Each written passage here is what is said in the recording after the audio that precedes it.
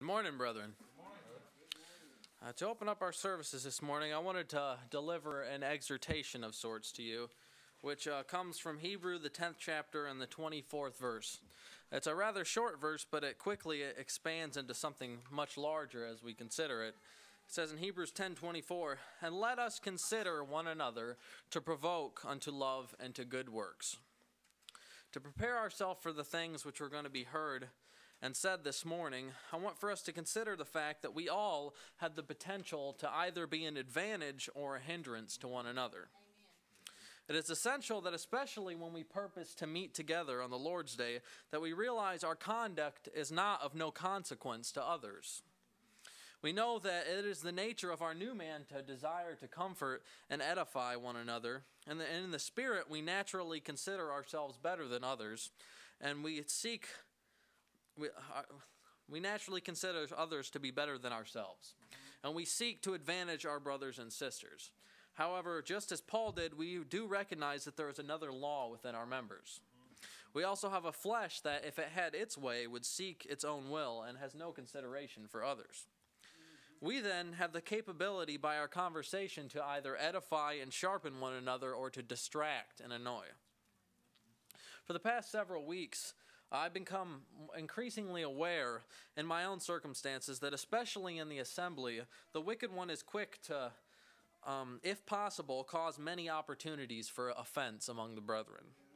I've been made more aware lately of times that I have in the past caused others to be distracted by allowing my flesh to express itself in the way that I deal with the brethren in the assembly, and it has reminded me yet again of the vital importance of self-examination. So this morning, my word to you is simply this: be careful in the way in which you conduct yourself, not to cause one of your brothers to be distracted. It says in Philippians 2:3, "Fulfill ye my joy, that ye be like-minded, having the same love, being of one accord and of one mind. Let nothing be done through strife or vainglory, but in lowliness of mind let each esteem other better than themselves." Now, this is an appropriate exhortation for conducting yourself in every area of your life, but in this morning, I want to especially apply it to the assembly.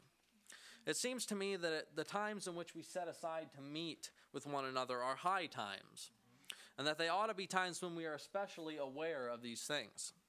The function of this assembly as the place where we receive blessings and encouragement that can't be received on our own is essential in running the race that is set before us, and it is imperative that we go to extraordinary lengths to protect the peace that has been afforded us here. Let us consider this morning how we may advantage one another.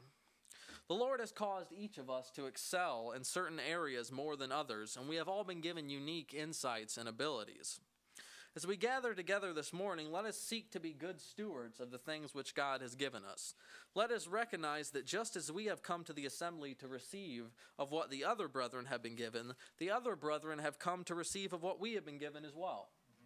It says in 1 Peter 4:10, "As every man hath received the gift, even so minister the same to one another as good stewards of the manifold grace of God." And lastly, brethren, as we're about to begin our class this morning, I leave you with this text in Colossians, the 3rd chapter. Well, let us heed the exhortation written here as we begin our service this morning. It's Colossians 3:15 through 17. "And let the peace of God rule in your hearts, to the which also ye are called in one body, and be ye thankful. Let the word of Christ dwell in you richly in all wisdom, teaching and admonishing one another in psalms and hymns and spiritual songs, singing with grace in your hearts to the Lord. And whatsoever ye do in word or deed, do all in the name of the Lord Jesus, giving thanks to God and the Father by him." It is my prayer this morning, brethren, that all things would be done today unto the use of edifying.